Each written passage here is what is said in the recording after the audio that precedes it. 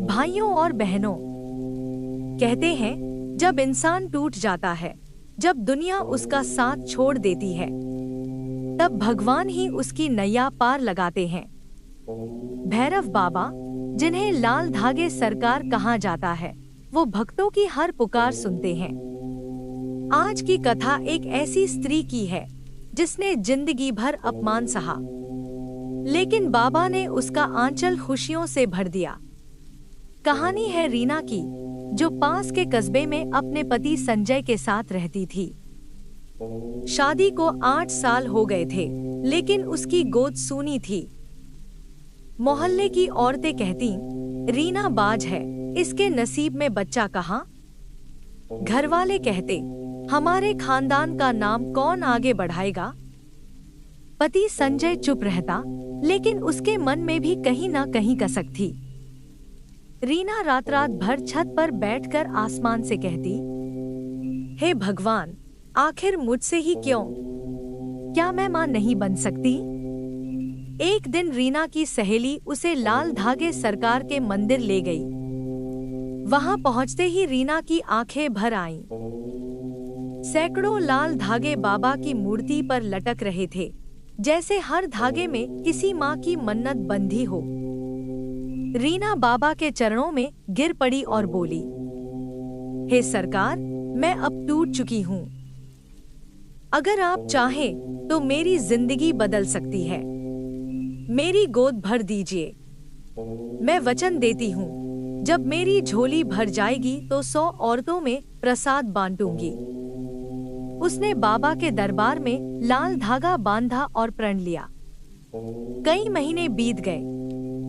रीना रोज बाबा के मंदिर जाती, धूप बत्ती करती, लेकिन उसके आंचल में अब भी सन्नाटा था।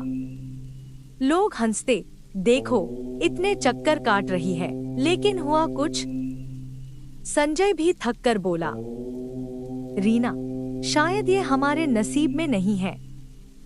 लेकिन रीना का विश्वास अडिग था। नहीं संजय, बाबा देर करते हैं, पर अंधेर नहीं।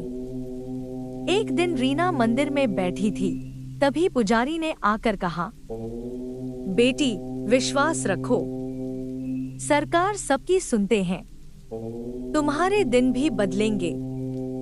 और सचमुच कुछ ही दिनों बाद रीना को पता चला कि वह गर्भवती है। उसकी खुशी का ठिकाना न रहा। संजय ने उसे गले लगा लिया और दोनों की आंखों से आंसू बह निकले। लेकिन परीक्षा यहीं खत्म नहीं हुई। डॉक्टर ने कहा, बच्चे की हालत ठीक नहीं है। मां और बच्चे की जान खतरे में है। संजय घबराकर बोला, अब क्या होगा रीना? रीना मुस्कुराई और बोली, संजय, मैंने बाबा से वचन लिया है। बाबा हमें निराश नहीं करेंगे। डिलीवरी का समय आया। घर वाले और डॉक्टर सब घबरा गए। लेकिन उसी रात मंदिर में दीपक अपने आप तेज जलने लगे। भक्तों ने देखा कि बाबा की मूर्ति से हल्की रोशनी निकल रही है। सुबह होते होते रीना ने एक स्वस्थ कन्या को जन्म दिया। पूरा अस्पताल गूंज उठा, जय बाबा लाल धागे सरकार की। कुछ दिन बाद रीना और संजय अपनी बच्ची को लेकर बाबा के मंदिर पहुंचे। रीना ने 100 औरतों में प्रसाद बांटा और बाबा के चरणों में बोली, हे सरकार, आपने मेरी झोली भर दी। अब मेरा हर दिन, हर सांस आपके नाम है। मंदिर में जयकारे गूंज उठे। जय बाबा लाल धागे सरकार की। जय हो लाल धागे सरकार की। भाइयों और बहनों, यही है लाल धागे सरकार की महिमा। जो भी विश्वास से बाबा की शरण आता है, उसकी पुकार बाबा जरूर सुनते हैं। आज भी हजारों औरतें लाल धागा बांधकर औलाद सुख की मन्नत मांगती हैं, और बाबा की कृपा से उनकी गोद भर जाती है। तो आप भी विश्वास रखिए। लाल धागे सरकार आपकी हर मनोकामना पूरी करेंगे।